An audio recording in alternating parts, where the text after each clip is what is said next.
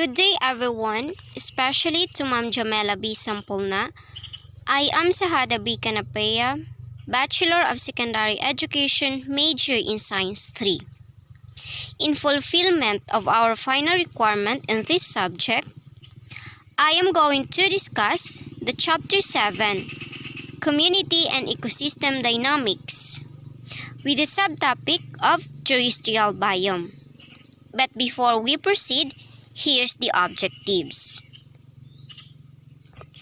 At the end of the chapter, students should have described the major terrestrial biomes and the types of plants and animals occurring there, related the effect of increasing altitude as one goes up a mountain to biome changes, as seen as one moves north of the equator toward the polar regions. Distinguish the different regions within the marine ecosystems, and reacted on the identified environmental news or issues. First, we will define the community. A community is the set of all populations that inhabit a certain area. Communities can have different sizes and boundaries. These are often identified with some difficulty. So the term community has a variety of uses. In its simplest form, it refers to groups of organisms in a specific place or time. Next is community structure. Ecologists find that within a community, many populations are not randomly distributed. This recognition that there was a pattern and process of spatial distribution of species was a major accomplishment of ecology. So, there are two of the most important patterns. These are open community structure and the relative rarity of species within a community. When we say open community structure, however, has its populations without ecotones and distributed more or less randomly. In a forest, where we find an open community structure, because there is a gradient of soil moisture, and plants have different tolerances to this gradient and occur at different places along the continuum. While the relative rarity of species refers to how common or rare a species is relative to other species in a given location or community. Relative species abundances follow very similar patterns over a wide range of ecological communities.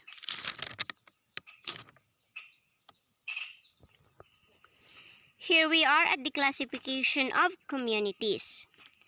There are two basic categories of communities. These are terrestrial, which refers to land, and aquatic, refers to water. A biome is a large-scale category containing many communities of a similar nature whose distribution is largely controlled by climate. Now, we will discuss the terrestrial biomes. Tundra and desert. The tundra and desert biomes occupy the most extreme environments, with little or no moisture and extreme subtemperature, acting as harsh selective agents on organisms that occupy these areas. These two biomes have the fewest numbers of species due to the stringent environmental conditions. In other words, not everyone can live there due to the specialized adaptations required by the environment. So, ang tundra ay isa itong rehiyon na hindi tinutubuan ng punong kahoy. Ang tundra biome ang pinakamalamig at isa sa pinakamalaking ecosystem sa mundo.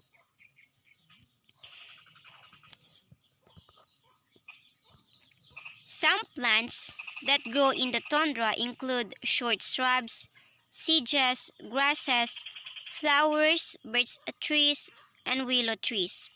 Cushion plants, which also grow in the tundra, are types of plants that grow low to the ground in tight places.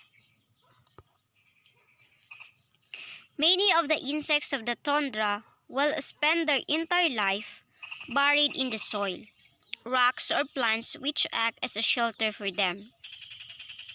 Examples of animals found in the tundra are brown bear, polar bear, caribou, moose, wolverine, lynx, arctic foxes, red foxes, musk oxen, ptarmigans, ermine, and snowy owl. Next is tropical rainforest. Tropical rainforests occur in regions near the equator.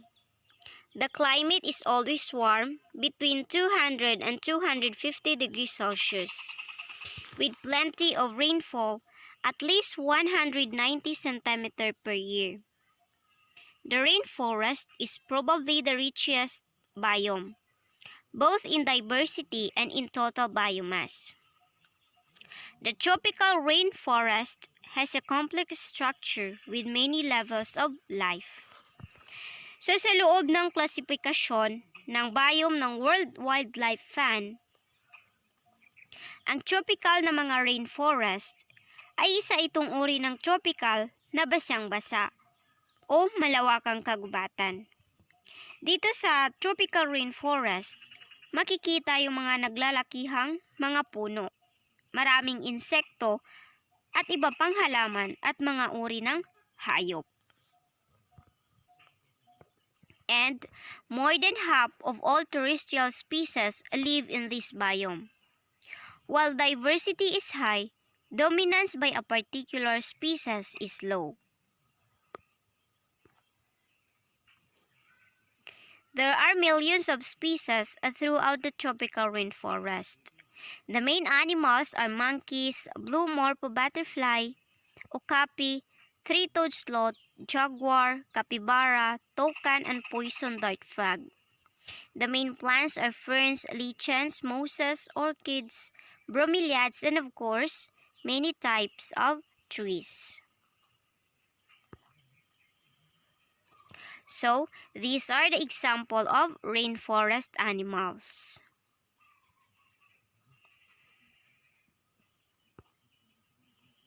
Next is what we call a shrubland.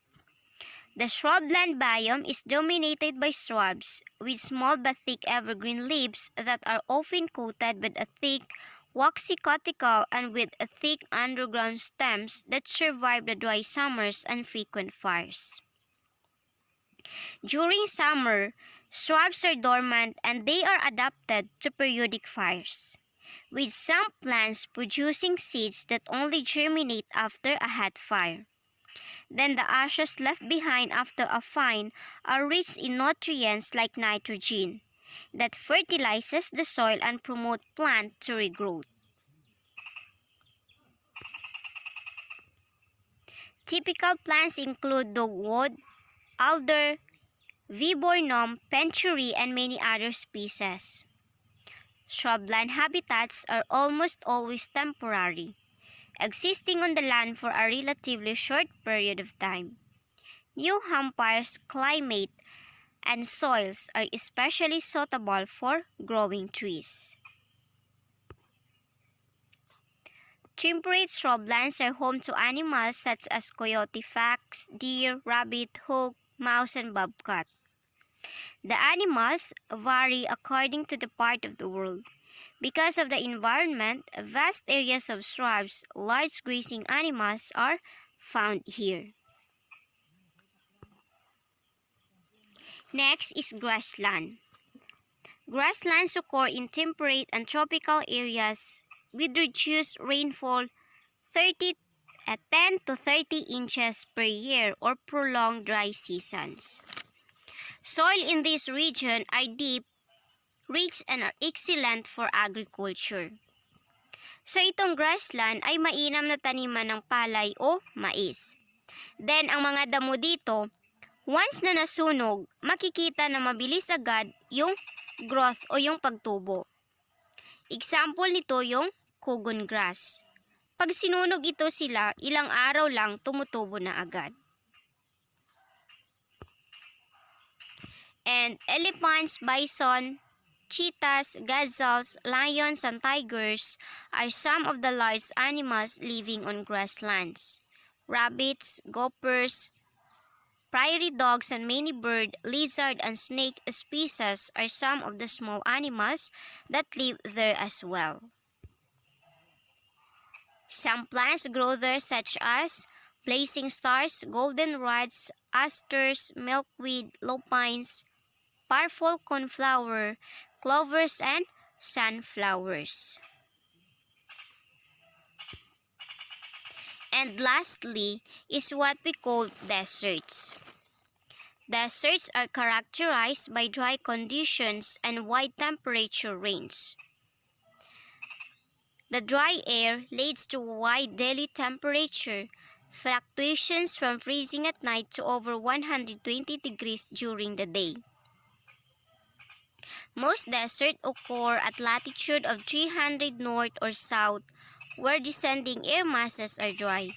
Some deserts occur in the rain shadow of tall mountain ranges or in coastal areas near cold offshore currents.